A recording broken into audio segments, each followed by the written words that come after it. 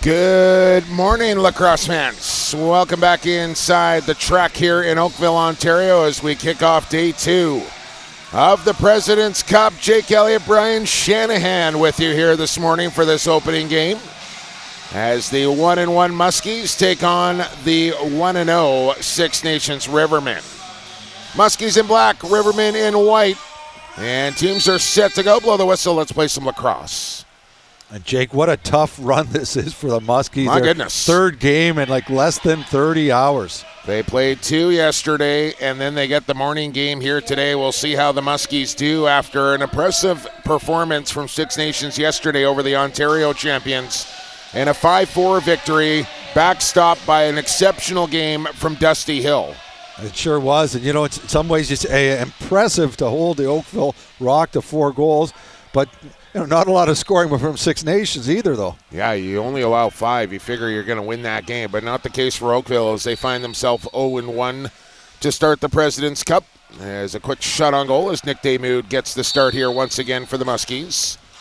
And the Muskies pretty good in their opener, 10-7 over Tuscarora, followed up by an 8-6 loss against the Mohawks of Kahnawake yesterday. And there was a game, Shanny, where I think it really could have gone either way. It was back and forth for most of the evening. A late empty netter gives them a 2-goal win. But the Muskies right in there with it and playing their second game of the day. Oh, they were. I watched the game. I know, Jake, you and Patty did that game. It was a fun game to watch. But, yeah, they were right in it. That game could have gone either way. Really tough for a team with a tough schedule. Looks like they're going to take a penalty now. Well, maybe the most surprising thing out of all that, Vaughn Harris in the lineup here for the Muskies today after he went down in the first period with an apparent ankle injury, but back in the lineup here for Snake Island this morning. So good news for them as they get one of their best righties. He was the player of the game in their opener. Yeah, I did their opener game, and yes, he well-deserving player of the game. Nice outside shot, inside game. He was their most dangerous shooter with 3 goals in that game. So it's good to have him back. Shanny, I know you're a stander. I'm a sitter, clearly, but your massive forearms when you're leaning out on the glass are blocking half the playing surface on my eyeballs. I'll try to keep my big arms out of the way. I appreciate it, man. Power play time here for Six Nations early in this one. As a loaded schedule here on day 2 is another game actually going on behind us here at the track as the Miners and Tomahawks get after it. We'll keep you posted on that one, or if you want to flip around, you can check out the second YouTube channel here on the JVI Sports Network. As Nick Damoud with another stop, Luke Magnum will outlet quickly. And that was a nice save. Goddard tried to go for the 5-hole, and I think Damoud has played fantastic in what I've seen so far in this tournament. He looks like he's one of their most valuable players. Well, certainly you give him a bit of a smaller net and that wooden goal stick between his legs as well, and he's a tough goaltender to beat here at the President's Cup. And we mentioned Dustin Hill, the performance that he had, just 4 goals, was named the player of the game in Six Nations opener. And looking at him here from this angle, you see he's another big boy that fills the net. I'm not really sure Dustin Hill's style. I haven't seen him a lot, but Damoud yesterday watching him, he doesn't come out far. He stays in the net and forces players to pick corners if they're going to beat him with the long shots. Quick turnover here, shorthanded or the Muskies, but a nice little check on the stick there to knock it free momentarily. And again, good defense from Lane Smith to cause the turnover. But what do we got here? Another penalty call coming? It looks like they're opening the door this time. Six Nations, I believe. I think it's Goddard that's going to go. No, he's going to step on the bench. You got to think it would likely be too many men. And they got the penalty box open. It will be a bench minor. You are correct, Brian. So 4-on-4 lacrosse here for 43 seconds. And okay, what are the odds on having a goal here, 4-on-4? I love 4-on-4 lacrosse. Me too. And that, we talked a lot about the Lacrosse Canada rules and them not playing the 8-second, the back over, and all the rest of it. This is the one side of things that you like. Taking the manpower off on coincidental minors. This is not the case here, but they will do that if there are coincidentals. As Keogh tried to find the 5-hole. Almost did. I think that was just too sharp a bounce. It bounced straight up into Hill's legs. But you're right. I love the 4-on-4. Even 3-on-3 from time to time is fun to watch. Ball far side. Lots of turf out there right now. As Wesley Whitlow draws into the lineup. He did not play in their opener. And a good outlet on the bounce here for Briar Jonathan. So now it's a Muskies power play. As they bring out the big guns here, Joe Reziteritz, who leads the tournament in scoring after one day of competition. Skylar Thomas tucking in and look for the far side. Good save there for Dusty Hill off the shoulder, and a reset on the shot clock here for Snake Island. Pass came high for Harris, and just kind of watching Vaughn run here. No back over, remember, when you're on the man up. So that's not going to be a turnover, as here's Harris. Reziteritz, the low drive, and he missed the goal by 1.5 feet. But Still right. time on the shot clock. Here's 2 instances where that rule would have turned over the ball. And now Harris bails to the Muskies bench with it being late in the shot clock, and that possession will come up empty, and now chance here for Six Nations. The righties on this Muskies team, especially on the power play, you got Rezitaris, you got Keogh, you've got Vaughn Harris. Yeah. You've got some big shooters out there. Well, each and every team and really Chris Atwood's a pretty good shooter too. Has some stars throughout their roster here. A lot of talent at the President's Cup in 2023. Penalty time just about over, and now we'll get a moving pick call here on Six Nations, and it may be a little bit more than that. They're calling it a penalty, yeah. Elijah Brown with a little too aggressive of a pick on the back there, and he's off to the penalty box now, so it'll be a brief 2-man advantage. Just 5 seconds to work with in that. You know, it's a fine line. I like to see the aggressive picks, and I like that teams always see how far they could push the envelope. But, once in a while, and this is the second time I've seen it in a tournament, referee's not just calling a possession, he's calling a penalty. I'm surprised to hear you say that as a former defender, getting cross-check in the back or the hip, the aggressive picks. You know what I used to do, though, if I get hit from behind, I'd take that momentum to hammer somebody without the ball. So, hey, it wasn't me. I was pushed into him. Of course. Quick shot there and a good stop for Dusty Hill as he got across quickly. And I think this is the advantage of goalies that stay in their net. And it's easier to do when you're a big goalie, you know, as opposed to a guy like Dylan Ward comes way up at the crease. And if you get a backdoor open on him, it's in the net. But both of these goalies like to stay right in the net. It's great for the backdoor plays. Whitlow give and go with Goddard. As ball will go into the corner, and then it popped out in front. And a pretty good chance there, but goaltender sharp to start this one as we're across the 5-minute mark. Still on the power play here for the Muskies for the next minute or so. Yeah, Rezitaris has got to get a shot on this power play. He's maybe the most dangerous shooter, hasn't had a shot yet. One of the pickups here after the Muskies defeated the Bucks. And tough handcuff pass there for Joey. He'll get it inside. Look out there as Keogh goes between the legs. And that one goes wide. You can try that here at the President's Cup. I don't know if you want to pull that off in Toronto Rock season or not, but Keogh definitely with the flair for the dramatic. I heard you and Patty talking about his big fishnet stick yesterday. He's got a sock on that thing, does he? 10 on the shot clock here. And what we'll get here again. That was a nice slash, and no call on it. A little feeling early in the morning here. Not sure everybody got their coffee into him before this one. A little ornery to start day 2. As being hammered up along the glass there is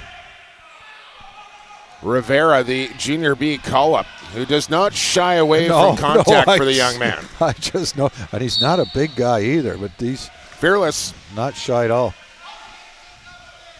Tyler Halls will dish off, and just seconds remaining here on the power play. And now you got to be aware of the man coming out of the penalty box. Yeah, is it worth it to take a shot? They don't even have all their guys on. And he's just going to go down the other end of the floor here. The Muskies are aware as Keogh will come up top. Skip feed into the corner. Keogh cutting through. The pass was there off the top of his stick, however. And late in the clock now, and they do register a shot, but Hill able to make the stop rather easily. As Corbett will come on ahead. Elijah Brown looks for a shooting lane. Now drives inside, got the corkscrew off. Another chance there, and Daymud in front of that one as well. Lead feed up. And it's on the mark here to Rice. In he comes. It scores. Brian Rice opens the scoring. Muskies take the lead 1-0. Yeah, and one of the things I always say I like about lacrosse is how the play can go from one end to the other so quick. And it starts with a Damude save. Ball's picked up, thrown straight off the floor. And Rice puts it in. A little room to the 5-hole there. And Brian Rice with his 4th of the tournament, 2nd in Muskie scoring. And right up there in the tournament lead as well, as of course the Muskies, the lone team to play 2 games yesterday, as both Tuscarora and Six Nations will play twice here on day 2. You ever win a President's Cup, Ryan? You must have one. No, I played in a President's Cup, just one with the Owen Sound Woodsman, I believe, back in early 2000s. But right. I'll tell you, too busy winning Man Cups. Yes, I guess. exactly. Too busy but you know winning Man what? Cups. Yeah. I hate to say it, it's a tougher tournament than the Man Cup. I always tell people, a lot of people claim that the Minto the toughest one to win because you only get 3 and potentially now 5 years to do it. But for me, like the week-long grind here at the Prezi, there is nothing more difficult in box lacrosse than this one right here. And wood sticks, all the rest of it. 2 a days. I think in my mind the Man Cup is the trophy you really want to win, but I still think this is a tougher tournament, and it's a war of attrition. It's 2 games in one day. And in recent years, I would say probably Shanny, the last 5 or so, we're seeing more and more talent come into the Senior B. Like, it's not a pure, quote, Senior B it's tournament not really anymore. like a level below, yeah. No. And the year I played, we stumbled in that tournament, heavily injured, and then we're meeting teams. I remember we were playing a team, I think it was from Burnaby. They pick up, Chris Gill and Russ Hurd. And it's like, oh, my gosh. Not bad. Yeah. Another stop there for Dusty. And a good run here for Corbett. And send it wide. Look out. A riser right up into the mask at Damude, who shakes that off nonchalantly. And, I mentioned, I was talking to, I think it was somebody from Ladner, one of the management, and there's risk. You want to rest guys if you can. But he told me one year when they didn't put in their best lineup against one of the weaker teams and they lost. Cost them. Yeah, exactly. And that cost them the chance at a gold medal. So you got to be really careful. Yeah, you do. There's a couple of changes. Look out. That one sneaks through for Hewitt. And it's 2-0 Muskies, as we didn't see Dusty Hill let any of those type of goals in yesterday. That was one he'd like to have back, outside shot, and, almost off the back foot, not a hard one. It looked like he was set for it, but somehow squeezed in between his legs. Muskies will take it, and they'll take a 2-0 lead as helmet pats all around from shooter Sanderson over there, as he works with Galiwade Mitchell on that Muskies bench, as the Eagle staff hangs above once again. And who knows, that Eagle staff could have helped Von Harris make his return here to the Muskie lineup today. Yeah, we'll have to keep an eye on him to see. He definitely, the way he walked off the shot. floor yesterday, it was not looking good. Trainer's obviously doing some good work, and we're going to get more penalties here. It looks like Tyler Halls will be escorted along with, I think one each here. They got 2 doors open.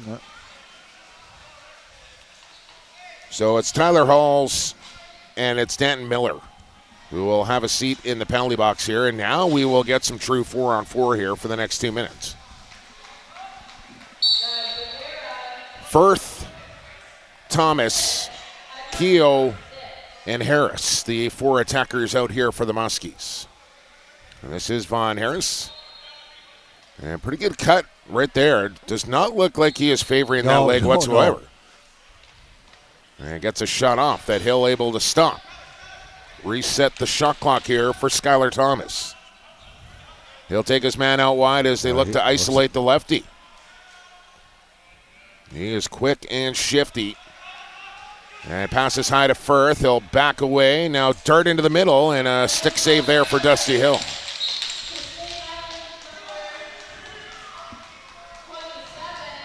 Now with a little room down the other end, Six Nations will get their opportunity, looking for their first goal of the game as Whitlow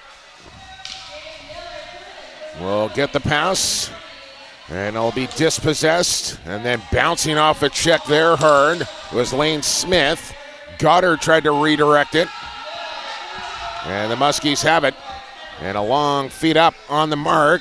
Reza Terrett's in behind everybody, tried to bring it in one-handed. Oh my. And the pass a little off the mark there from Zach Deacon. That was almost a beauty. You got to put it on the stick there if you're Deacon for Reza Terrett's.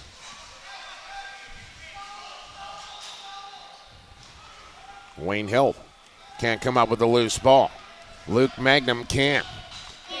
Yesterday in the first game, Magnet had a breakaway and then a goal later in the game. Great defender. You don't really expect that from him. But he picks his spots now and again. Here's Firth. Reza Terrett's demands the ball as he'll tuck inside. Got a weak shot off. No trouble for Hill there. As they're late to reset the 30 and finally do. As we are officially back to 5-on-5 and under 8 minutes to go here in the first period, with the Muskies of Snake Island leading the Rivermen of Six Nations 2-0. As day 2 underway here at the President's Cup. Shot just caught out of midair there. That was impressive. Who caught that? I lost that ball in there. Was that a defender got his stick? My man Joe Hall snagging that one out of the air. Who I think is, I don't know, I tried to ask Joe this. I think he's missed a couple over the years, but I'm talking like 16, 17 President's Cups appearances here for Joe Hall. Oh, my gosh. Just unbelievable. Chance to the top of the crease and a crease call. As Joe did not play in the second game of the day for the Muskies. He's back in there, though. I ran into his granddad before the game, was telling me, watch number 11. Certainly keep an eye on him. There's a drive out to the wide side there for Lane Smith. And the Rivermen get one to go on their 9th shot of the game. Their 13th shot of the game. And they're on the board here 2-1. And that's big Wayne Hill does the swim move. Or sorry, he doesn't do the swim move. He cashes in front of the net, shoots it short side on Daymood. As Hill did not play in the opener, as did Whitlow. Both in there for Six Nations today. And we got a 2-1 game. Big man, 260 pounds, 6'1". Man after my own heart, Brian. I think I was probably a little above that. I was going to say, playing weight. I just called him a big man, and you were about to say, what do you mean, little guy? I was that in grade 6. Muskies come up with the ball after the face-off. We don't call you Jumbo for nothing. That's right. They call me Lagawano back on the Akwesasne reservation. Okay. That's Jumbo and Mohawk. Oh, very good. Lagawano. Here's Reza Terrett's, and he had room down low. Good stop there for Hill as he got a toe on that one. As Martin, who was very prominent for Six Nations, gets a pass off, and you might want to reconsider that shot. Back the other way we go. Chance in front. Oh, Dusty Hill with a shoulder stop. As reverse transition, almost cashing in there, was Atwood. Great hustle by Atwood to get that loose ball after the scoring opportunity. As he did not play in the second game for Snake Island either. So he should be a little fresher than most. As Briar Jonathan, Joe Hall, whips a pass across. This is Vaughn Harris loading, and a high rocket. Missed everything as it'll ricochet down the floor. Hall after it there. Outraced by Corbett, and he put it over top of the goal. A couple of great transition opportunities, but not the greatest shooting from Six Nations the last 2 times up the floor. As we approach 5 minutes to go here in the first period, 2-1 Snake Island.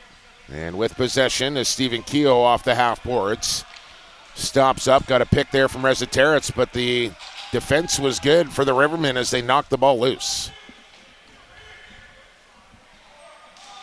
You know, you got to wonder if fatigue will set in for Snake Island. You know, maybe Six Nations would be wise running that ball hard up the floor every time they get it. Well, I thought they did a good job of that against Oakville in the opening couple of periods as well. And for Snake Island, you know, they want to kind of try and build a lead here if they can, because that could play a factor. They got numbers coming in here. Chance scores.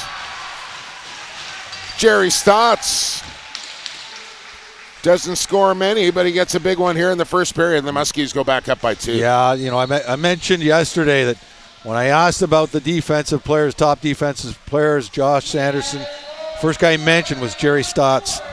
And he's not on the team for those goals, but they love the bonus when a defender can run up the floor and pick a corner like that. Yeah, when you mention the name Stotts, you're not usually thinking scoring. Well, yeah, you're thinking goals and assists and highlight reel plays with Audie and Randy.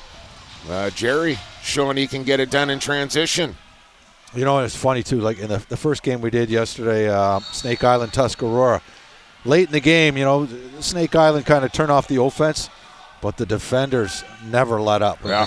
Guys like Stotts, Luke Magnan, they were just pounding right up to the bitter end. Well, and Pat and I were talking about yesterday as well, is like all those slashes and cross checks throughout the week, they add up. By the time you get to the weekend, you feel all those by the end of the week.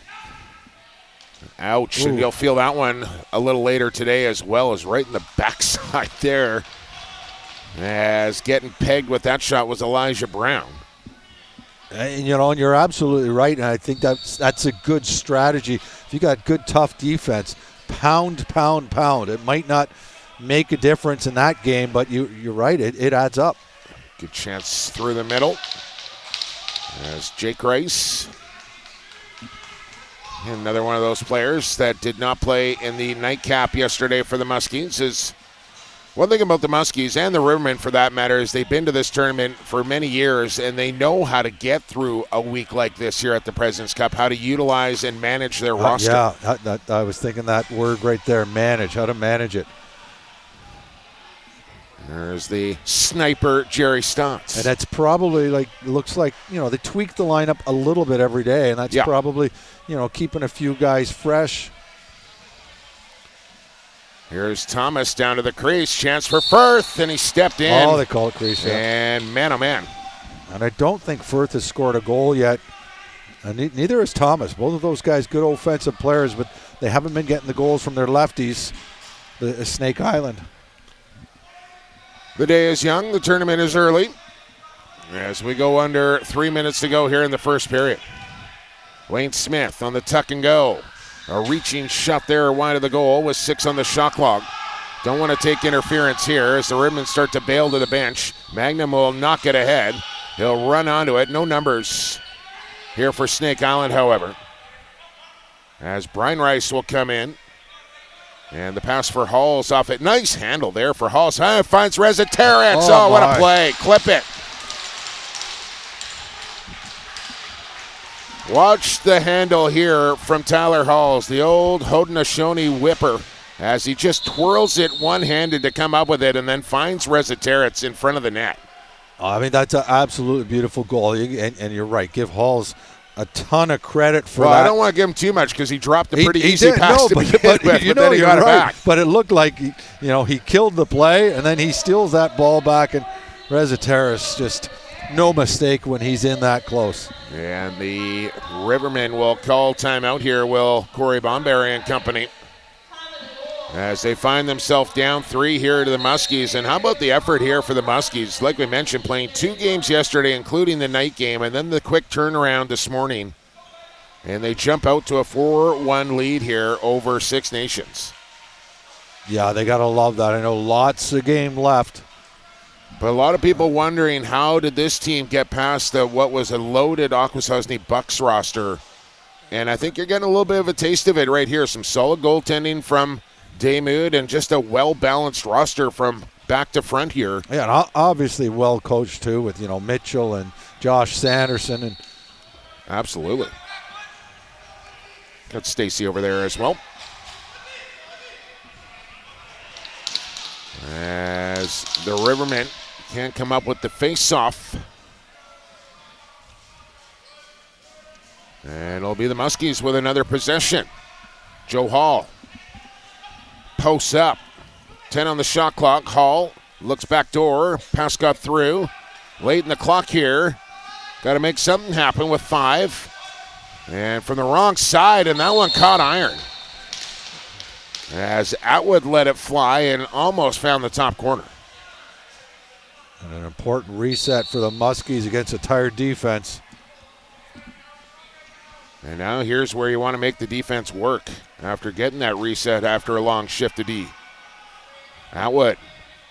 Keogh working with Harris. He'll kick him the ball. Harris, sidearm. And big rebound here from Hills. It'll roll back towards his crease. And the Riverman goaltender will pounce on top of that one. So with 90 seconds here to go in the period and the Rivermen down 3, they'll get a crack on offense here trying to cut into this deficit. Whitlow. Rivera. Good spin move. Shot wide by about a foot. Now another drive comes in, and Daymud will eat that up all day long. Oh, this is what he was doing yesterday. Yeah, I don't like that. No, and I talked to the I get why he's doing chief, it, but I don't like it. Yeah, he said technically the rule is you're going to leave it there forever, but he says I think he's going to instruct the referees just to blow the whistle to start. Well, the other thing, the defender can just put a touch stick. it. Yeah. But if there's no defender there. No. And that's why he's standing with his back to it to try and protect it. It's almost like a loophole in the rules. Well, don't get me going here, Shenny. It's too early. Firth will run out of time on the shot clock. 38 seconds to go. They've already called their timeout. But this should set up Snake Island here for the final possession, potentially. As Corbett will stay out there as he accepts a bounce pass. So what do we got? About 7-second differential here between game clock and shot clock. Quick move. A low shot there. There's a timeout called. Doesn't look like it. Sanderson says push it ahead. 5 seconds to go. Have a look at the clock. Rice got to get it to the net. And they'll run out of time. And I would have liked to see a timeout there. They didn't call it. Yeah, but I understand, Sanderson. Lead. Sometimes you catch a team flat-footed if they expect the timeout. All right, day 2 nicely underway here. As the Muskies will take a 3-goal lead into the locker room here as they lead Six Nations 4-1. Shots on goal 17-16. Muskies. Excuse me, Rivermen. I got the scoreboard backwards. Let's take a break. Let's get some coffee into us, and let's come back for period number 2 right here. The home of the President's Cup, the JVI Sports Network.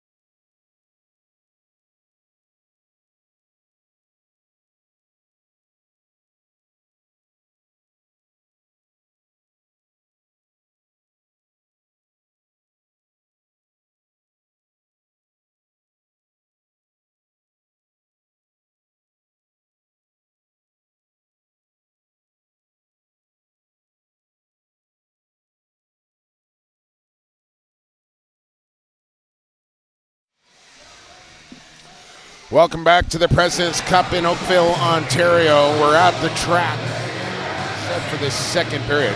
Sego, Zuaguego, to all the elders and folks back on Akwesasne Reservation in Mohawk territory. It's Jake Elliott and soon to be joined by Brian Shanahan, who will be right back, I'm sure. Hopefully, anyways. I don't know. Maybe Shanny just got sick of broadcasting with me and he took off. No, he's back. I'm just kidding. As blow the whistle, let's play some Dewa Alado as we're underway here in period number 2 as Joe Hall with the face-off win. Welcome back, Shanny. Oh, thank you very much. And you know, Jumbo, you talked about how the talent in this has improved so much over the years. Well, just evidence of that is all the NLL staff hanging around here scouting players. Yeah, that's smart. I'm sure you saw Bob Hamley. I just saw Mike Hazen, Troy Cordonley. Yeah. Lots of familiar faces around. Saw the captain of the Six Nations Chiefs, Cody Jameson, in the house to watch his Six Nations Rivermen play, as the Chiefs will make their way to the Mann Cup in early September. Who they will play will be determined tomorrow night. Are you going to be calling that, Jake? No, I'm not. I'm not making the trip back home to call that one. I'm staying here in Oakville. But I'm calling the Mann Cup, yes, the sir. Mann Cup. Yeah. Mann Cup. I know you're not doing Game 7. That'd be a great commute for one game. Yeah. Mind you, I'd consider it if it was. Anybody got a private jet for me? And, maybe Dowek does. He's probably not lending it to me if he does. Speaking of NLL GMs, Jimmy Dowek in the house. As look out, that one off the post, off of Damoud, and then wide of the goal. Lead feed here for Magnum off the carpet. And he's got Thomas streaking to the net, but now what do we got? I'm picking up a whistle in behind us. Oh, whistle from the other rink, yeah. By the way, 4-3 Miners over the Tomahawks in that one as they jumped out to the 4-1 lead, and then 2 quick ones from Tuscarora to cut the lead after 1 over there. As a whipper over the top from Hewitt. Good save there for Dusty Hill. As it is a 4-1 lead here for the Muskies of Snake Island. I asked Pat Gregoire this yesterday, Brad. You ever been to Snake Island over there in Akwesasne? No. I've been to Cornwall. Oh, they call that a goal. Oh, my. Let's get a replay of this, please, and thank you. As that one was in and out in a hurry. I'm not sure it ever crossed the goal line. I didn't think so in real time, but we'll see. The referee was right there. Sam Firth. 0 for 3 yesterday on these replays. And, you know what? I think you're right. I think it did go in. Yeah. Good call there from the official. Once again, bad call by yours truly. Well, I'll tell you, he's got a better angle than you do. That's true. And probably got better eyeballs, too. So 5-1 Muskies now. You got some stats from period number 1 there? You know what? I think they said Deacon scored that goal. Wasn't that Sam Firth? It was. It was, okay. Yeah, definitely not Deacon. Yeah, there have been a few mistakes in the stats, but what I've got is 4 different goal scorers for Snake Island, including that's a great sign. Stotts, Brian Rice, Josh Hewitt, and Joey Rez. And now you can add Sam Firth, who I just said last period had not scored a goal yet this tournament. Nice little premonition there. As this man here in Martin had a goal yesterday in transition. And he'll stay out there for a shift of offense as Danton Miller out there will join him on this near side. Miller looking for a shot. He'll go to Rivera. He'll make the turn as Whitlow will back away. Now go set the pick. Rivera on the pick and roll. Comes down to the crease for Brown late in the clock. And just watching this Riverman team here, and I know we got a long way to go in it, Shenny, but this does not look like the team I watched last night against Oakville. Much slower pace and a little just off a bit, dropping passes and not the spacing, not great here offensively. And Dusty Hill not quite on top of his game like he was against the Rock. Yeah, and I think it's too early to be getting concerned about that, but in how many periods now? 4 periods, and they've only scored 6 goals. There's another giveaway this time from Hill as he tried to start the transition. Not that we got to give Snake Island some credit here as well. I really like their defense, their goaltending. Their game in the back end is very strong, and I'm not even mentioning the offensive players who are pretty impressive too. Over the shoulder there for Rezzateris, just missed. Maybe one more chance to come here for Thomas, sneaking one through. Hill with a confident stop there. Mike McLaughlin will pull up inside center as the Riverman offense comes out. There's Lane Smith. Long drive, and that's not going to get the job done as it stays in play here for Magna. He's got a player up ahead, and they come on a breakaway, and Dusty Hill with the save. And an important one there off of Miles Jacobs to keep this a 5-1 game. And you kind of feel like if Jacobs gets that one to go, the gates might just open. Here's Briar Jonathan with a potential 2-on-1. He'll fire. Good save again for Hill. That was a good save. That was a good shot from the wrong side of the floor. Down low, he got a piece of it on his foot. Sanderson asking for talk on the back end from his defensive unit as the Rivermen work in. Powering his way inside the dotted circle. Got a high shot off, but it'll end up in the crease. I know that shot was deflected, but Nations can't be happy with their shooting, particularly with the big rebounds. Rice! He's got two. And the Muskies are just running the Rivermen out of the joint right now. Well, yeah, we're only 6 minutes in this period, and we've seen, 3 great scoring chances on transition for the Muskies. They look like the fresher team. They right do. now. They do. I mean, as I mentioned, that last shot went high and wide, but it was deflected. Give them a break on that. But Muskies again get the ball quickly up the floor, running hard, and they don't look like the team that has played 3 games in less than 30 hours. So 6-1 here, and we're going to get a goaltending change, Brian Shanahan, as Troy Holochuk will come into the game. And it's another thing we got here at the President's Cup this year is a lot of good goaltenders. Yeah, Holochuk played for the Toronto Rock as a backup, and you got Aaron Bold, you got Del Bianco, you got Cam McLeod. There is some top-level goaltending right across the ledger here at the Present. And, of course, Nick Damon, who has only allowed 1 goal so far. And I know he didn't get the win yesterday, but I think, from what I've seen so far, he's been the best goalie. Allowed 8 against the Mohawks, 7 against the Tomahawks. And he's got the Rivermen stuck on 1 here, 6 minutes into the second period. Feet of the crease, and another stop for David. Did he get a glove on that? Yeah, that's a nice save. Muskies away with the pill. And Jerry Stutz, who's got one of the 6 here for Snake Island today. That was a real smart play by Tyler Halls. That loose ball with 2 guys coming at him. Instead of trying to pick it up, he just scooped it up to one of his teammates. Very calm under a lot of pressure.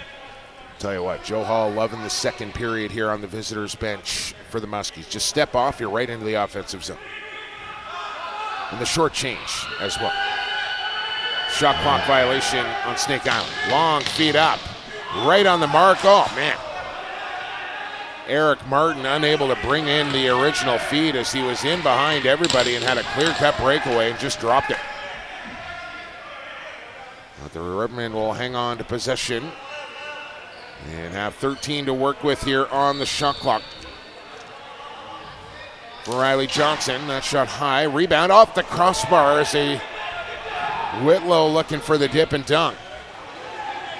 But they come up empty once again, and the Muskies have it. Yeah, another high shot. This time the big rebound went back to Six Nations. And you're right, I didn't think he had a great angle, but put that off the bar. Jake Rice out. Atwood as well as he'll come towards the ball. Skylar Thomas with it. Now Atwood. Room. Skip feed. Rice pulled the trigger. Shot it wide. Shot clock down to 0. Rivermen pick it up quickly. No opportunity in transition, so they'll work in possession here with 12.5 to go in the second now. As we have the 10 o'clock start here today, it normally would have been an 11 o'clock start. But with 2 games going on in the 10 o'clock window 4 locker rooms obviously being used up Yeah. here at the track, and they wanted to give teams an extra hour to clear out for the new teams to come in. So our next start time will be at 2 o'clock. 5 o'clock, then 8 o'clock to round out day 2. And how was your jet lag? I know you just arrived yesterday. I got a coffee in me here. I'm still a little foggy, but we'll get through it, and it'll get better each day, I'm sure. No excuses here at the President's Cup. Vaughn Harris. We'll go to Reza Terrence on the wrong side of the floor. Back to Vaughn. And now Keel. 10 on the shot clock for Steve Keel. Searching for an opening.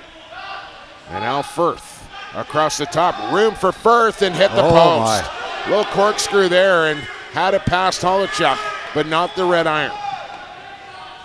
Numbers here maybe. And Whitlow will have to pick it up in the corner and was a little cavalier with it. He'll get it back, however, right near the side of the crease. I'm really liking this defense. Nate Woods got his stick on that pass. Took away a scoring opportunity. There's Martin. And Damoud, another confident stop. That's the Muskie's goaltender going with the old hidden ball trick. Fooled me for a second. I don't know if that's why. Maybe it does, but tough to do with the wooden goal stick. A lot of pocket to look into there. And speaking of wooden sticks, I know you guys mentioned the number of guys I've seen using the woodies out here. But I would say, Shannon, using it the right way. Yes. Not as a weapon by any means. Yes. And I mean, it is a physical deterrent, but you're not swinging that thing around looking to injure and people. I hate that it's become known as, you want to hurt somebody. Like I love, and usually when you see a native player and using a woody, generally it's a guy who knows how to use it. And that's coming from a guy who played with woodies. You too? Yeah, absolutely. There's a shot looking 7-hole, and Thomas almost got it to go. Now here's maybe transition for Corbett. Got to body him up, and he does. Nice defensive effort there.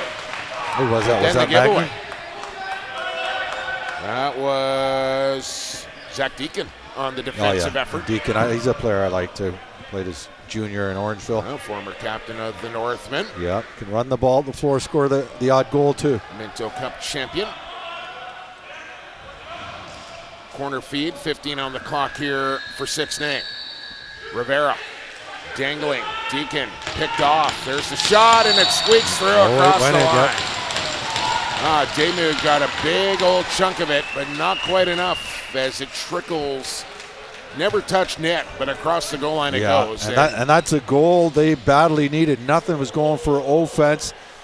Not a great angle. Somehow looks like it squeezed through the pads. The last-ditch attempt to keep it out, but it had already crossed the line.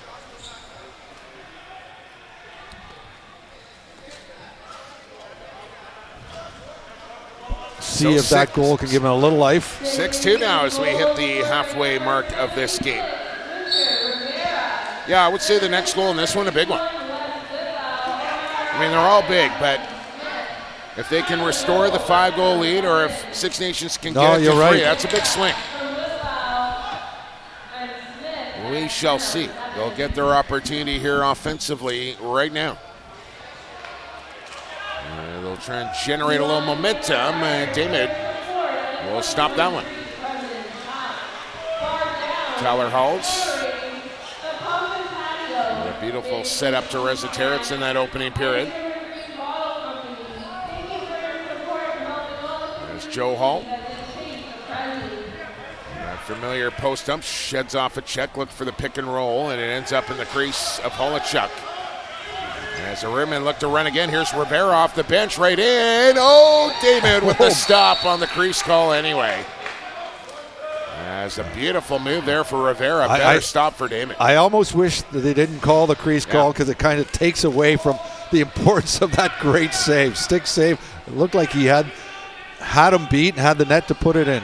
Damoud puts the stick up. I will say as a goaltender, whether it's a crease call or not, is Keogh just missing low. That builds his confidence knowing he made the stop. Yes, no, anyway. You're right. And probably gets in the head a little bit of Rivera as well, knowing even though he stepped in the crease, he still couldn't bury. Shots are just about dead even. Muskies lead that total 28-27, but they're up 4 here, looking to go 2-1 after 3 games. Lots of time left, however. And there's a goal. Jordan Goddard on the sub shot, gets it past Damoud, and there's that next goal. Yep, and that was a clean goal. Damoud never got any of this. This is just a nice outside shot. You look at him calling for that ball. He's got enough room that he can wind up as much as he wants.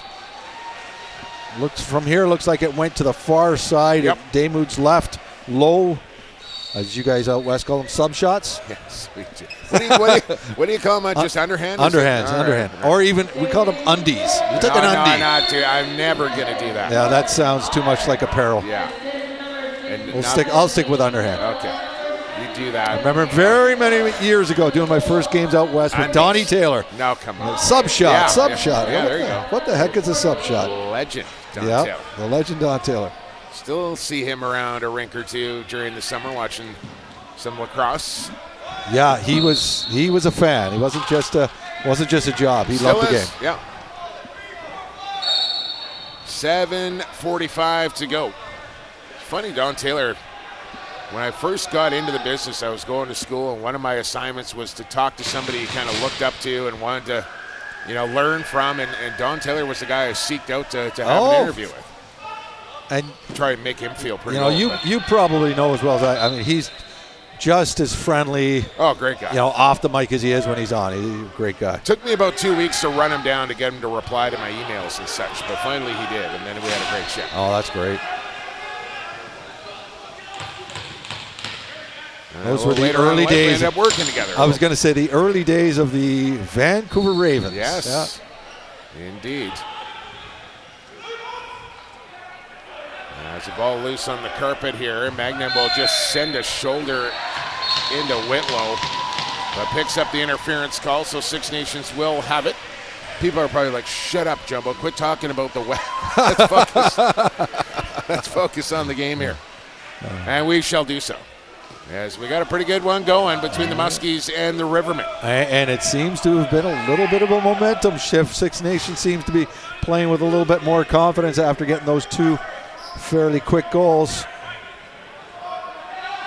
It's the Muskies on offense here as Resetarits directing traffic. He wants the ball. He's got it now. Double up pick coming. Player knocked down. Resetarits will swing it back. Here's Hewitt on the toe drag. Up top to Harris. One more. Firth will send it towards the goal, and Holichuk, since coming in, has yet to let one by him. Oh, that's right. I forgot about that. Good for him. 6-3. Rivera.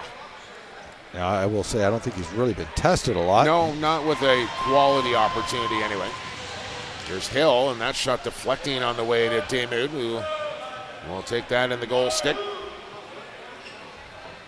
There's Zach Deacon with a slow jog ahead. Here's where that 8-second count not being in play really. Yeah, and even, how many times have we seen guys pass the ball back into their own end? Yeah. I don't want to get you going, though, No, Jumbo. don't do that. Here's Keogh across the way to Firth. A little hesitation, and then Holichuk with a good rebound chance there is denied by Atwood by Troy Holichuk. Tall, lanky goaltender, and pretty active in there as well. And he's made some pretty good stops since coming into the game here. Keeps it a 6-3 score. Harris, as Keogh goes inside, 13 on the shot clock. He'll come back up to set a pick. Now accepts the pass, loads. Holichuk the save, rebound available. And it'll come to the side wall here and be picked up by Six Nations as we go under 5 minutes to go. Martin. There's Justin in 23, Eric wearing 28. And now it's Riley Johnson. Wayne Smith, double teamed.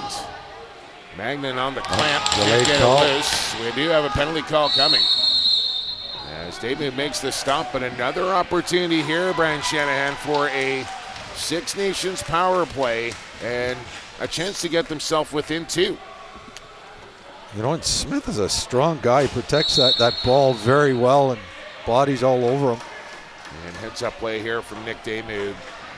With just 5 to go in the period, referee granting a hydration break here. But I think more than anything, this is, let's give our short man a rest here. I'm going to go to the bench for a sip of water.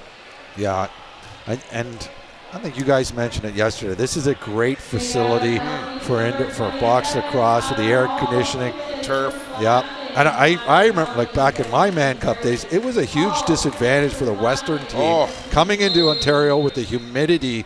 You know, even though it was late August, September. Ice rink in Brampton that they played on a couple of times. Remember I think it was 92 when they had to put the talcum powder. Yeah, that was I was in that one. Yeah, that was game. It was the deciding game, and it was anything like that. Yeah, they didn't want to postpone that game, and they covered the whole rink with that talcum powder. I've never seen it. It was strange. I've seen VHS video of that, and it still blows my mind that they played that. Troy game. Cornley scored the winning goal in overtime on a rebound from a John Tavares shot. Over the Bellies. I remember it very well, yes, and that was a great Bellies team, too. A lot of legendary players on that team. And, of course, you would make your way out to Coquitlam in 93 with that same Brampton team. They lost the first game of that series and then went on to win in 5, if I recall. I'll tell you a funny story about that in a sec. That was that was my very first look at John Tavares as a player. And I thought, holy cow, who is this dude? Oh, gosh. I remember watching him score on a reverse backhand. I was just going to bring that up. I remember that. He would do that so casually. I've never seen a shot like that. I remember that goal you're talking about. Unbelievable. That was back when he was wearing number 6, Shanny. He hadn't even put on number 11 yet. He was so young. You know what? What I was going to say is that team of ours, we were so confident. We went at Coquitlam. We got our butts kicked game 1. And I remember Pat Coyle giving an interview with a local reporter saying, this is going to be a tough series, long series, blah, blah, saying all the right things. Yeah. As soon as the reporter walked away, he says, we're going to beat them the next 4. And we did. And you did. Yeah. Thomas from long range and Olachuk. Another stop. Still just under a minute to go here in the man advantage for Six Nations. But period 2 starting to wind down here a little bit. 3:20 to go in it. And for the Muskies, I'm thinking if they can carry a 3-goal lead into the third, they'll be feeling pretty good. And if Six Nations can get within 2 heading into the third, they'll be feeling pretty good. Yeah, still 3 minutes to go. I don't expect there to be no goals in this last 3 minutes. We shall see. Is that one just missing? Maybe a chance coming here for Rice as he picks it up in flight. Trying to hustle to the bench to create a 2-on-1, but shorthanded, the chance not there.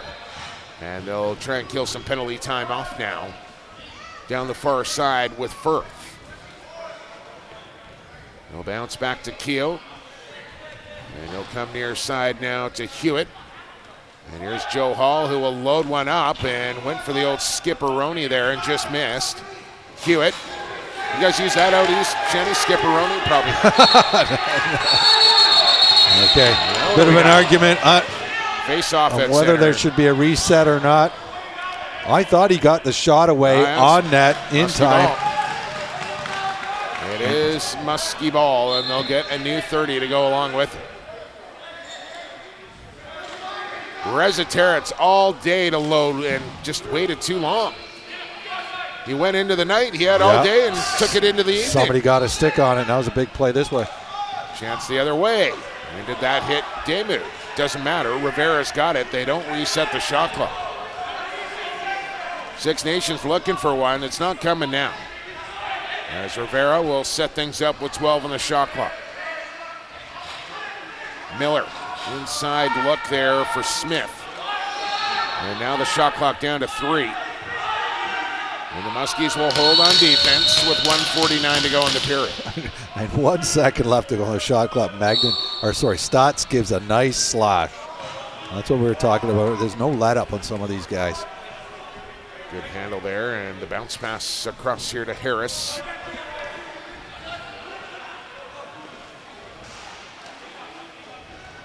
There's Firth on the pick and roll with Thomas.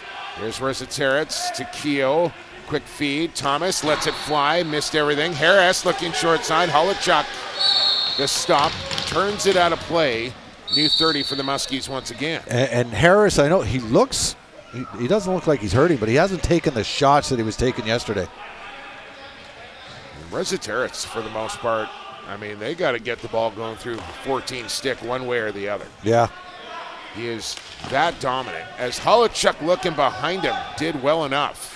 1 minute to go here in the second. We'll get you an update from the red rink in the intermission. As the Miners and Tomahawks battle. As Daymud an easy save here, and here we go again with the old shielding play. They're calling it. They're starting the count, and I'm glad they do. Yeah. So for the fans at home, there's a 5-second count to get the ball out of the crease once the play is started. But what Daymud is trying to do is not start the play. And I think the referees have decided we're starting to play regardless of what the rule might say technically. Yeah. It's the spirit of the rule. Well, and that, like the other thing here with Lacrosse Canada rules, the face-off, you're not supposed to clamp off the draw. I don't think they're calling that particularly tightly either. You talk about the crease rules and how it's supposed to be an imaginary cylinder that goes up. That's one of the rules I prefer the Canadian. I don't like how the NLL has become, a guy can jump straight up and down and pretty much land in front of the goalie. Yeah, I think it's become too easy for the goal scorers to score. But it looks really good when they do it, though. Yeah, I don't like that. Or even the dunks. I'm not a dunk. No? Okay. Maybe I'm thinking of a defensive. We were talking about ancient history back when I played. But I'll tell you a funny story about when Josh Sanderson was playing with Orangeville, and I don't remember if it was their first Minto Cup or second. One of the Minto Cups they went out west. It might have been Coquitlam, but I don't remember. We're going to say. And I guess they won by a big score in game one, and one of the local media guys says, "Can you guys win in 4? Win the Minto in 4?" He goes, "We could win the Minto in 3." and then the next game was I think it became a very close series. Orangeville did win, but I'm sure Terry Sanders says, don't ever do that again. Yeah, just careful. He's learned how to talk to the media since then. As the late, great Terry Sanderson's banner hangs here in the truck. As now Josh, how about it for Josh Sanderson, who will now be the head man in Calgary, right where his father was the assistant back. Was Terry ever the head coach there? 2009, they won a championship with Josh playing. But no, I think it was Cordingley. Cordingley was the head coach. And Cordingley and Terry were a great duo. A1 and A2, I would say there. Now what do we got here? Riverman timeout with 2.6 to go. Yeah, and I wouldn't be surprised if they get an extra second or so on this clock. We shall see, and it's going to be a bit of a desperation chance, depending on where they start the ball as well. Not a lot of time left. But you can't take the timeout to the locker room with you, so you might as well call it here. Did you get delivered the officials this morning? I don't think I got my sheet of paper. So there's just 2 timeouts a game, correct? And, you can only call one a period. Right? So this is their last timeout of the game. Oh, correct. You're right. I forgot that they had called one in the first, so I'll take that back. I don't like that timeout call one bit now. It might have been wiser to save it for the third period. Yeah. With a little more time on the clock if they happen to need it. They will get the ball at center, however. And they're going to put 5.3, well, 0.1. No, so that's not bad. No, there's plenty of time now. So I'll take it back again. I don't mind this timeout now with 5.1 and the ball at center.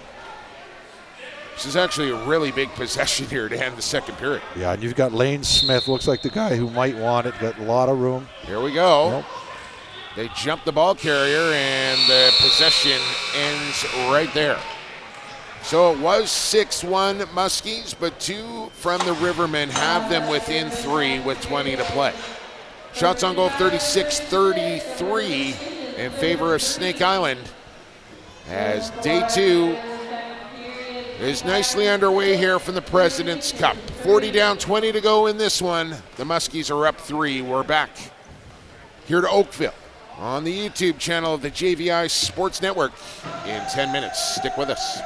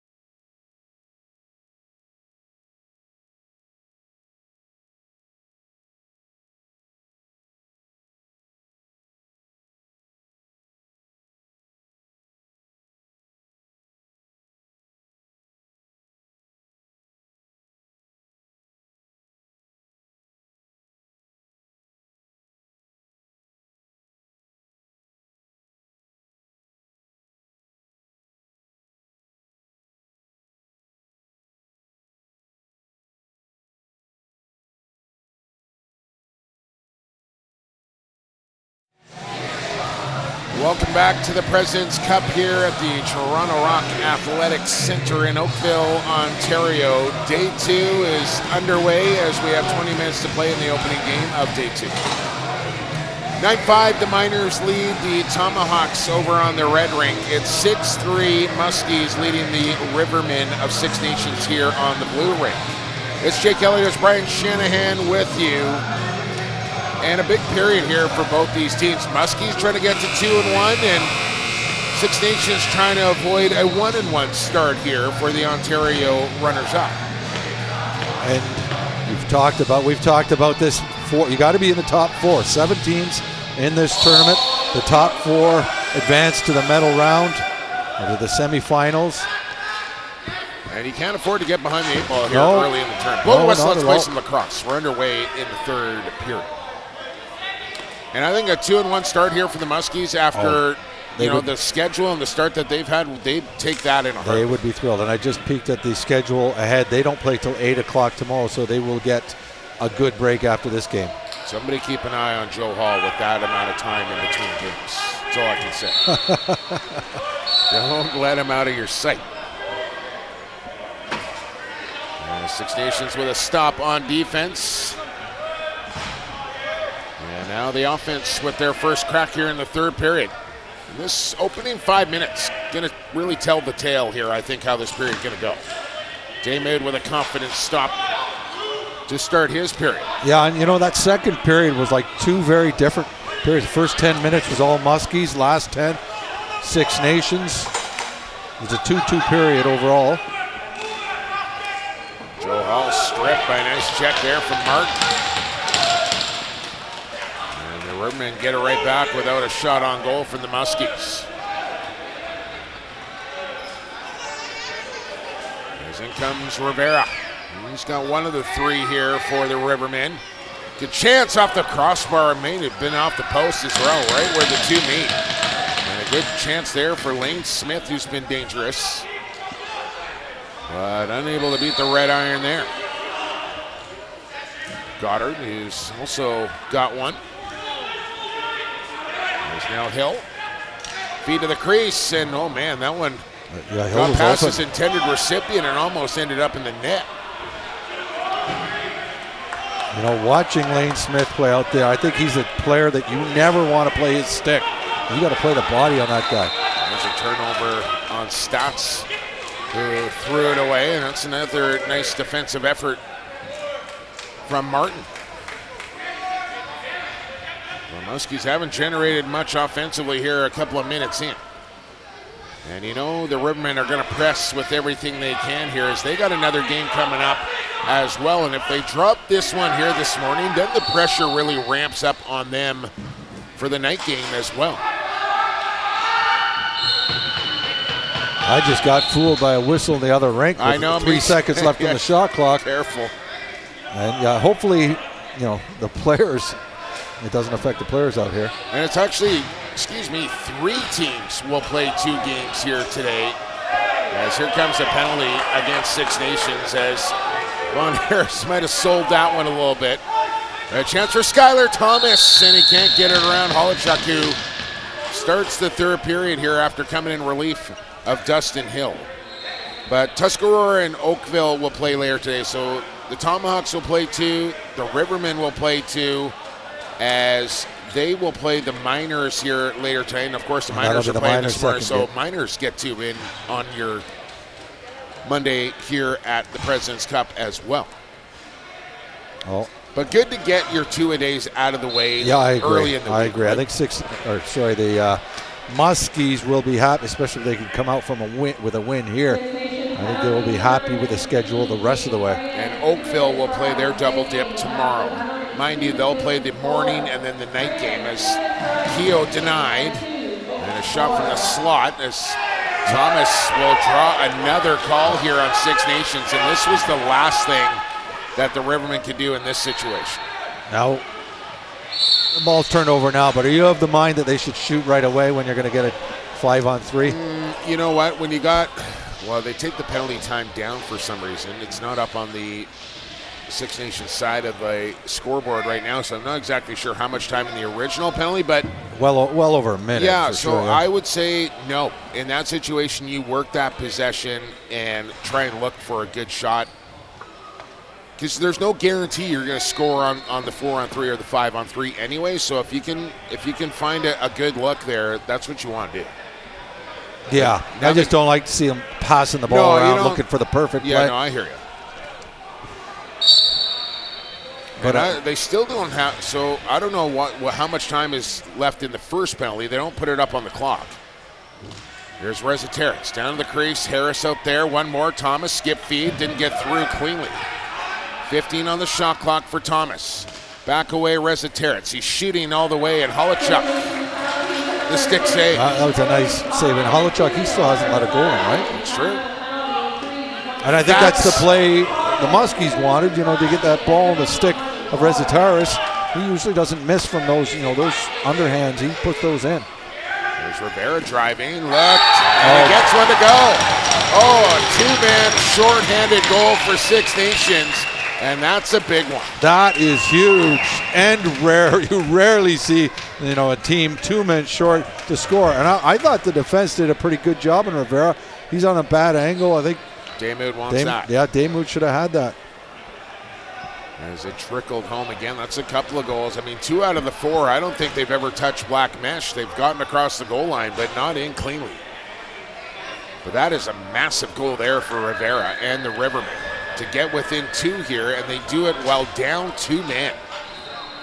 And still lots of time on the penalty. Even I believe, even though they don't have it up, I think there's lots of time left on the 5-on-3.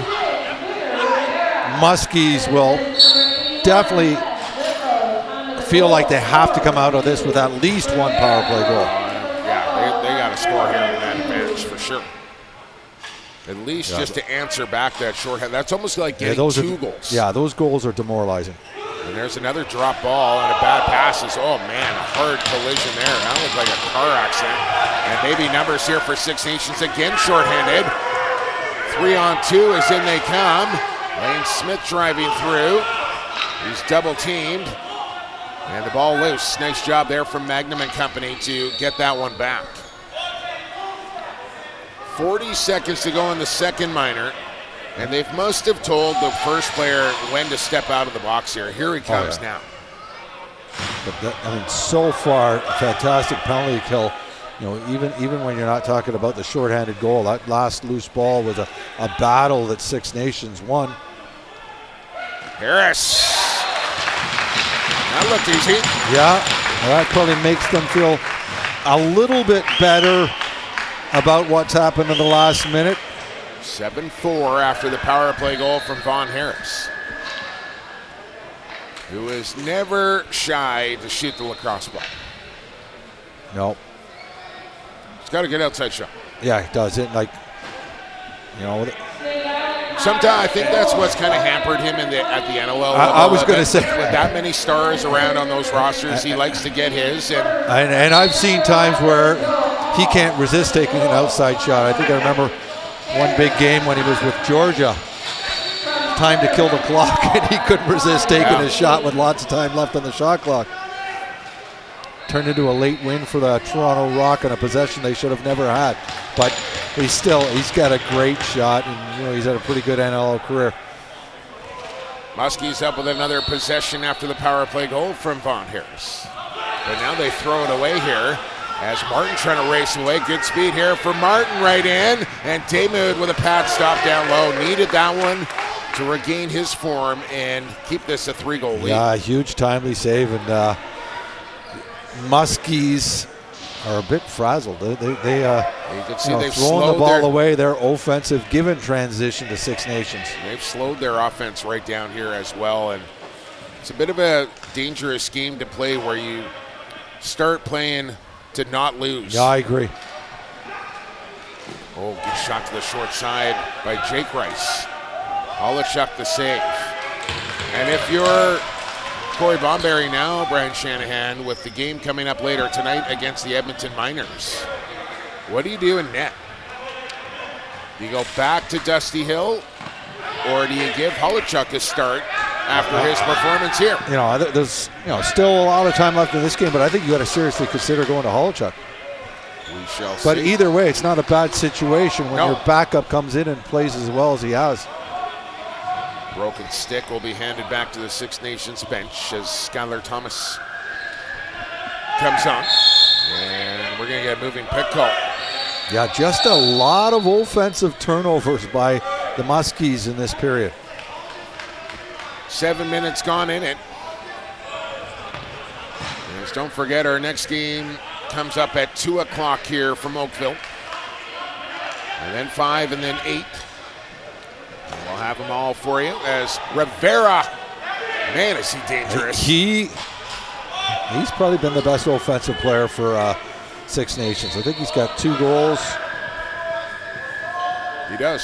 A couple goals, yeah, and he's just looked good. He says junior B call, but is he still? I think he's got another year, yeah. Oh, my gosh. I think. Somebody check my facts for me. Yeah. Well, like I mentioned, free of charge on YouTube all week long here from the Prezi.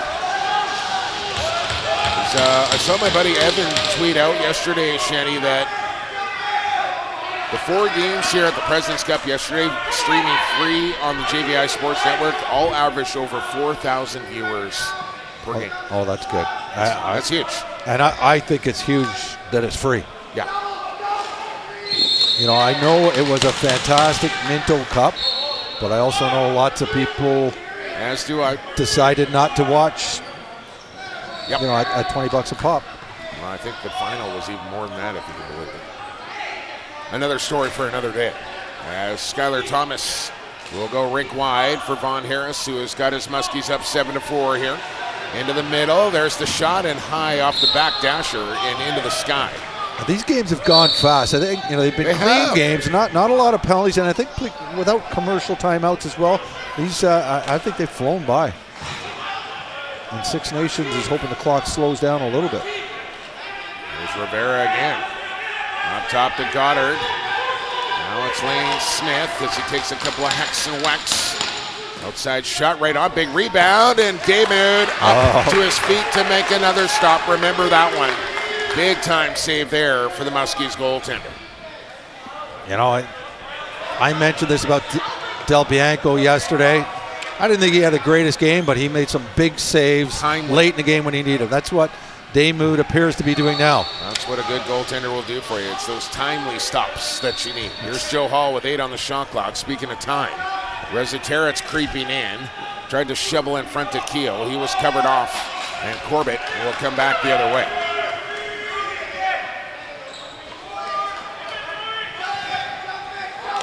He lost the handle. He gets it back and takes a few chops there for good measure from Jerry Stotts. Ball far side. Whip over the top. Daymud no trouble with the release from Riley Johnson. As again, he just leaves the ball unprotected and Johnson will touch it to get the whistle. I mean, it's almost ridiculous that they are doing that right now. Yeah.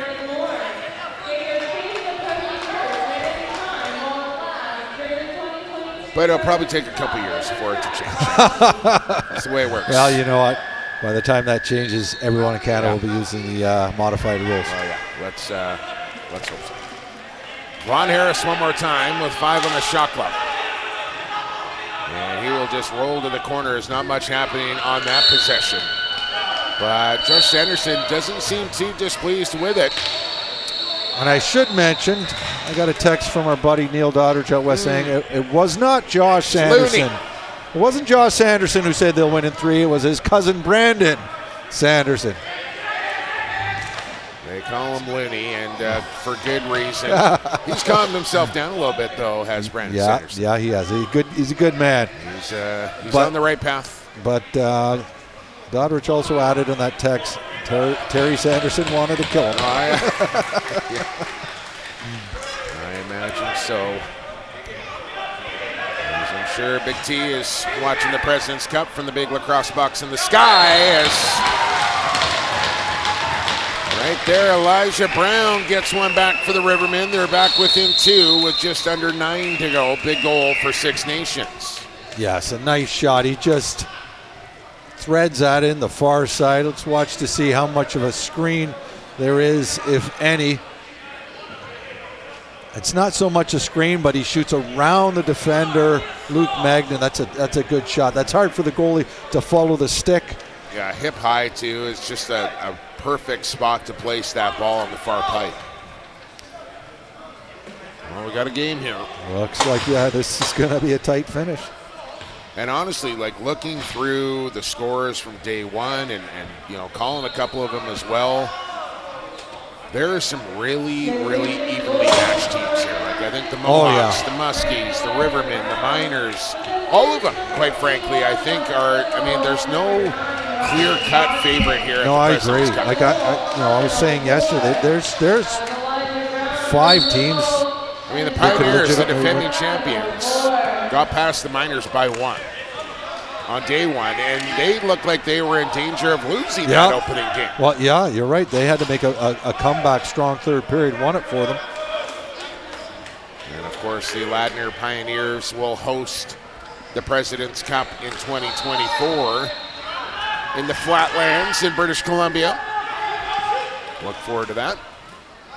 As Goddard had his shot blocked, Deacon will adjust the helmet. Look out as he gets hammered along his own bench as it goes out of play. Great job by Goddard to get. And Deacon was trying to, I think his chin strap was undone, so he was trying to scoop a loose ball and do up his chin strap at the same time, and just couldn't control it. Feet in front. And good chance there, but through the crease, first to touch on 6 net. Yeah, Six Nations at this point in the game is definitely looking like a team who's energy. been through the battles, you know.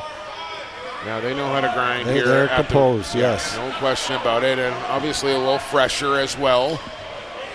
But that's why the Muskies needed to have this lead coming into the third period to try and nurse this thing home.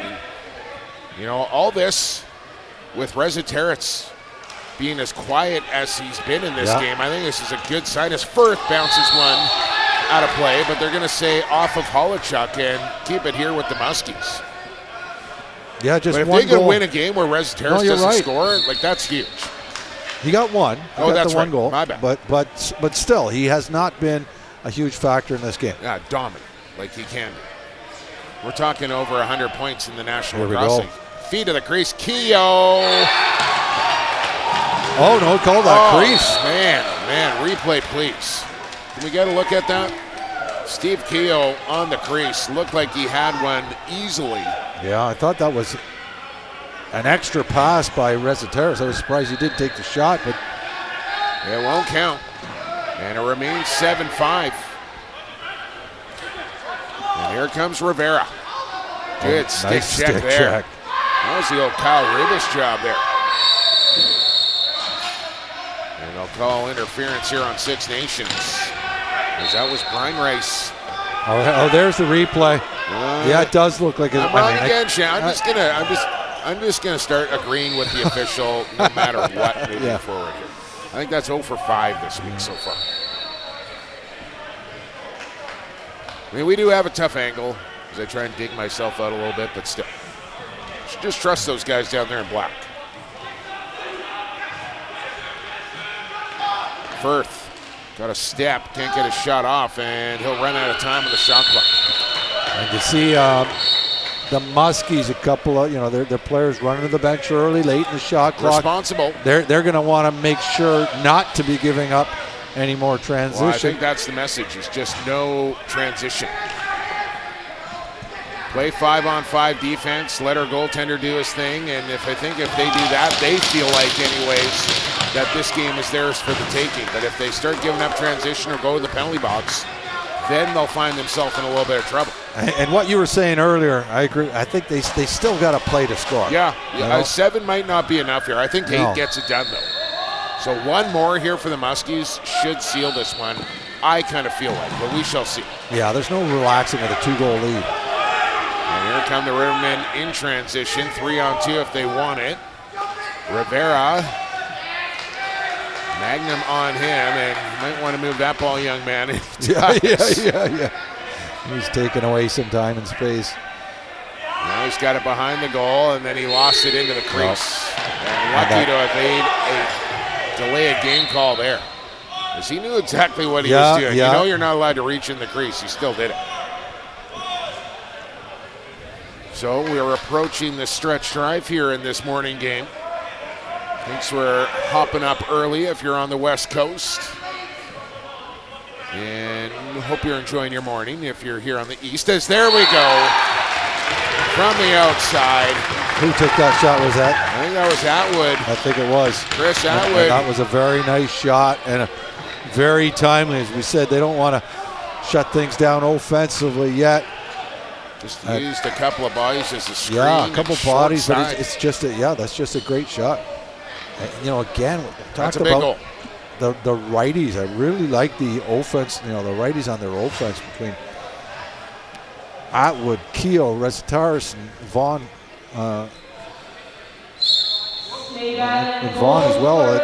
They're lots of shooting power from them. Muskies Vaughn Harris, the ensuing face-off as well with Nate Woods. So a possession after the goal here for Snake Island as we go under 5 minutes. And now a 3-goal lead once again. Would you agree, this is where you want to use the full 30? Oh, yes. No question about it. Here's Resitaritz. Flip to Harris. The dart, the shot, had a stick checked. And here comes Martin with Atwood back. Oh, they got bodies. They got numbers. Right in. Scores!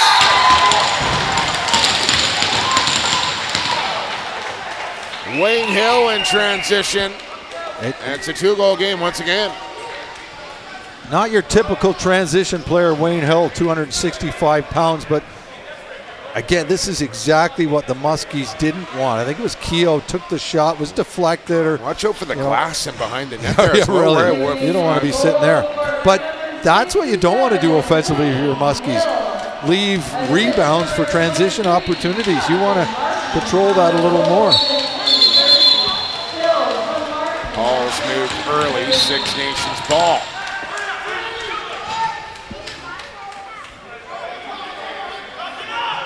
And here come the Rivermen down 2 with 4:20 to play. Smith, swim move, gets to the crease, help comes.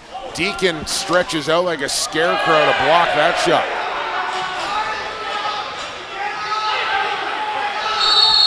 We got an injured Muskie in behind the play.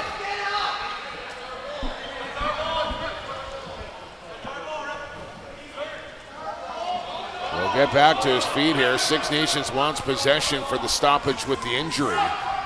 They're certainly not getting the ball, but they will face it off at center here, I think. Okay, yes, you're right. So I think they were trying to employ their teammate to get up at the Muskies bench, knowing that they would give up possession if they didn't. But they will face it off here at center, as Hulls and Corbett will duel in the small circle with 4:06 to go in this 2-goal Muskie lead. Muskies playing it safe, 3 guys back.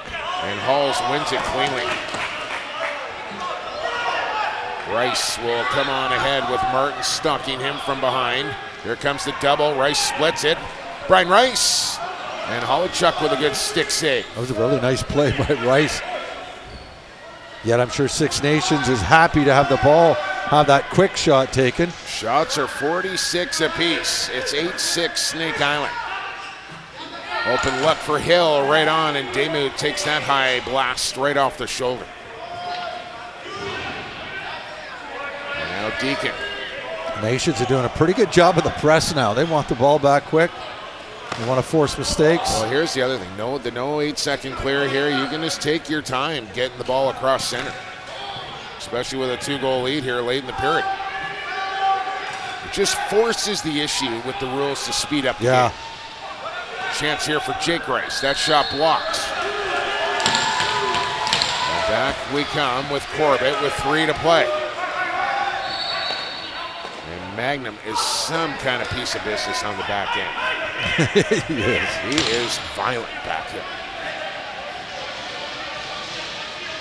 And this is kind of a tournament right up Luke Magnum's alley, the President's Cup, where you can kind of get away with a little extra stuff behind the play and what have you.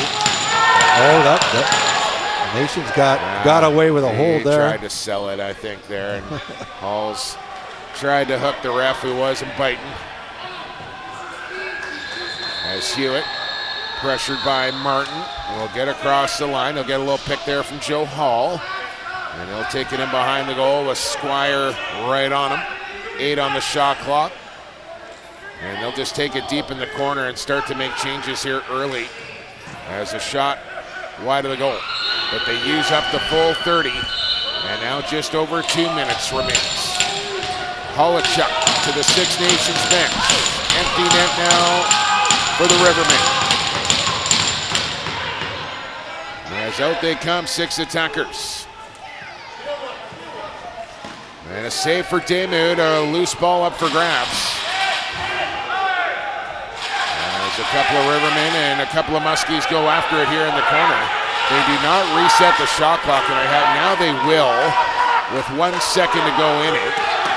And that's the right call, as Daymud clearly made a stop, but there's no possession here. And there hasn't been since he made the save. And Briar Jonathan's doing a great job in there. Incredible. I don't know, can he kill 30 whole seconds in the corner there? He doesn't need to.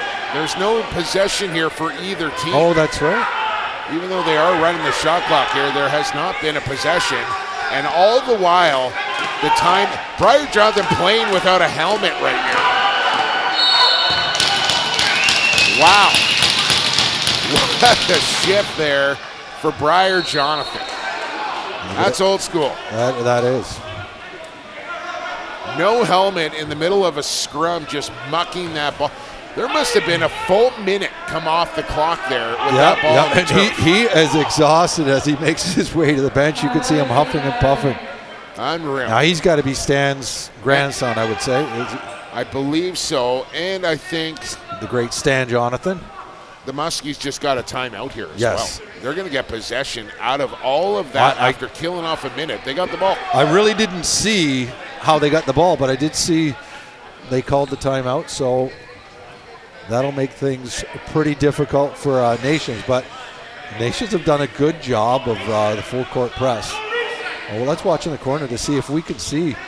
Watch the helmet come off here of Jonathan. Man, it's already off. That's a lot of bodies.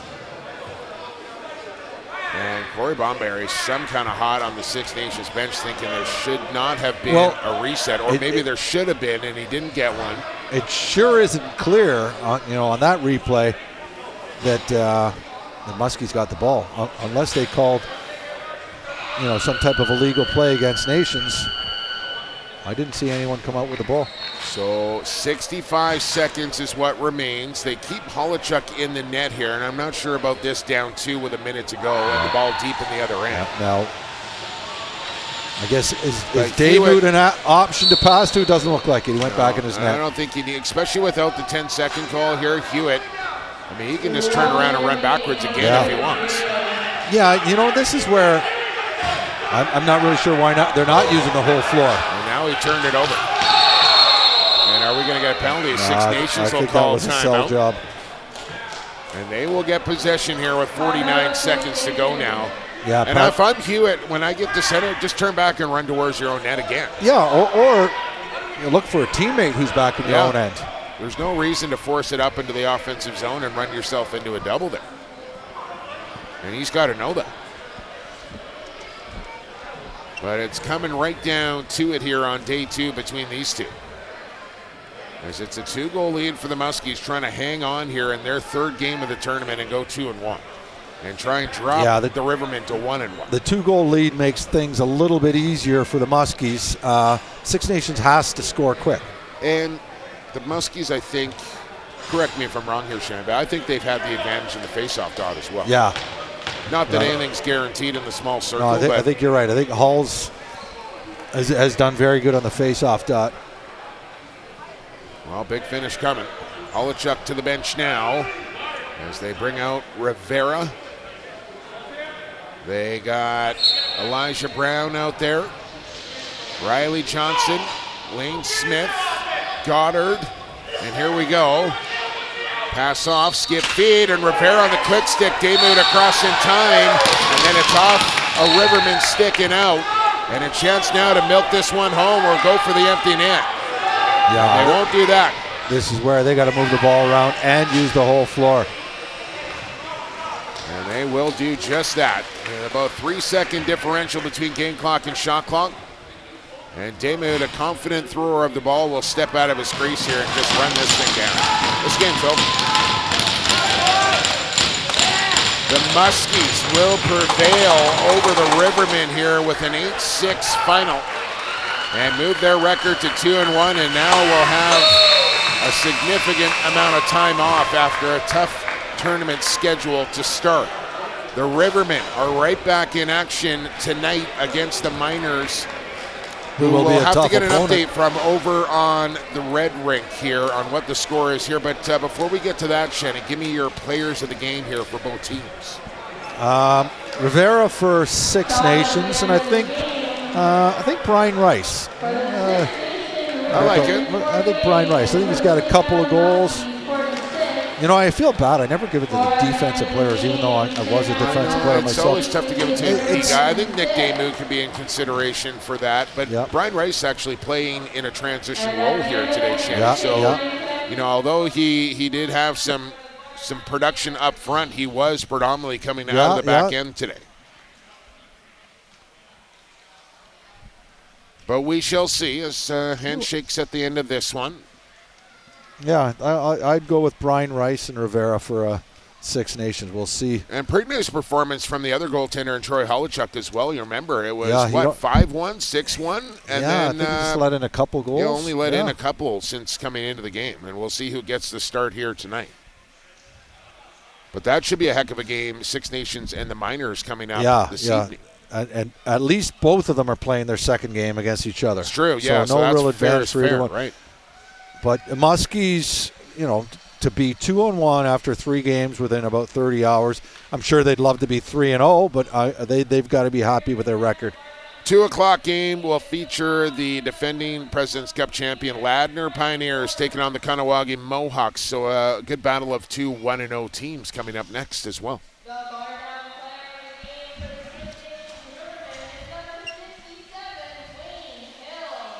Wayne Hill also scored a couple of goals. I don't know if that bucket hat's going to fit over the head of Wayne Hill or not, but it'll look good on him. It'll match his uniform at least. The boys from Bardown Lax. Yep. Big man's powered his way to the net in his first goal and then scored a nice transition goal to make it tight near the end.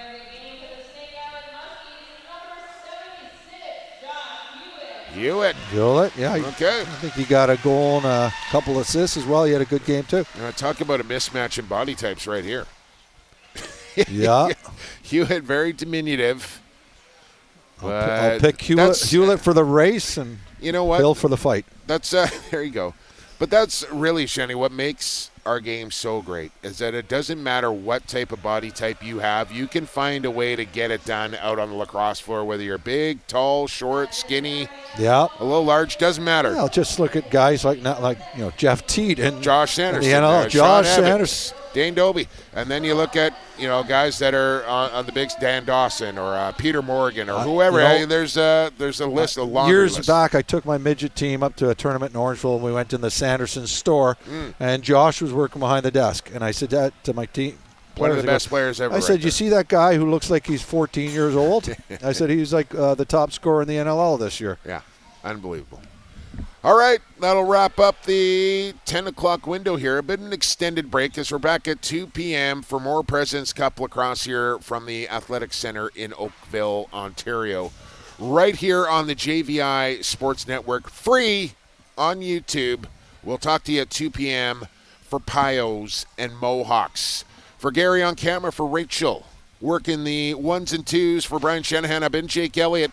And for the fastest game on 2 feet, and for the Crater, we'll talk to you at 2 o'clock for more President's Cup action on JVI.